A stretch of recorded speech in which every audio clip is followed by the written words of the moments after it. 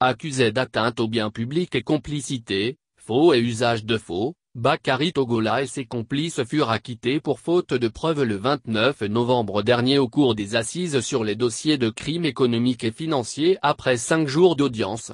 Retournement de situation, le 7 décembre 2021, le ministre de la Justice et des Droits de l'Homme, garde des Sceaux, Mamoudou Kassogué à travers un communiqué a instruit au procureur général près la cour d'appel d'ouvrir à nouveau une investigation suite aux informations concernant le comportement de certains membres de la cour et des manquements susceptibles de recevoir une qualification pénale. Début du troisième round de cette affaire. La justice malienne veut, elle, renforcer son crédit auprès du peuple. La question vaut son pesant d'or. Au regard du fait que même si la volonté de la majorité n'est pas de soumettre tous les présumés accusés sous la rigueur de la justice, dans cette affaire, dite de Bakary Togola, le verdict de non-lieu total a laissé un arrière-goût amer dans la gorge de plus d'un. Heureusement que le ministère de la Justice, actuellement sous le magistère d'un émérite magistrat, Mamoudou Kassogué, n'avait pas dit son dernier mot. Ainsi, dans une lettre confidentielle, qui s'est retrouvée sur les réseaux sociaux, adressée au procureur général près la cour d'appel de Bamako, Idrissa Arizo Maïga, le garde des Sceaux instruit à mener une nouvelle enquête sur cette affaire d'atteinte aux biens publics et complicité, faux et usage de faux contre Bakary Togola et autres.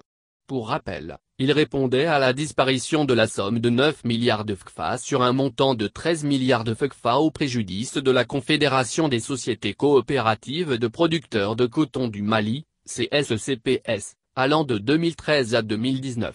Leur procès, tenu pendant plus de 5 jours, avait terminé en eau de boudin.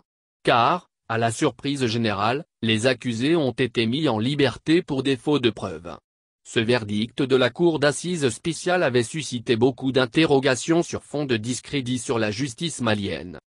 À la une de certains journaux on pouvait lire en gros titre le questionnement suivant, Bakary Togola est co-accusé libre, qui a donc bouffé l'argent des cotonculteurs ?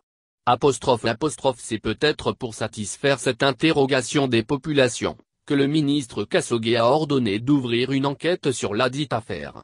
Cela, sur les informations concernant le comportement de certains membres de la Cour et les connivences qui auraient entouré la gestion de la procédure. En plus, à la lumière de cette lettre du ministre de la Justice et des Droits de l'Homme, garde des Sceaux, il ressort un faisceau d'indices graves incitant à faire ouvrir une enquête afin de faire toute la lumière sur le dossier, notamment des manquements susceptibles de recevoir une qualification pénale. Le ministre Kassogué a également instruit à l'inspecteur en chef des services judiciaires à son niveau de mener une enquête administrative pour cerner les contours du comportement de certains membres composant la Cour pour dysfonctionnement grave, cela, à travers une autre lettre confidentielle à la même date, 7 décembre 2021. En tout cas, cette série de lettres confidentielles du ministre de la Justice et des Droits de l'Homme, garde des Sceaux, sonne le début d'un troisième round dans cette affaire. Affaire à suivre.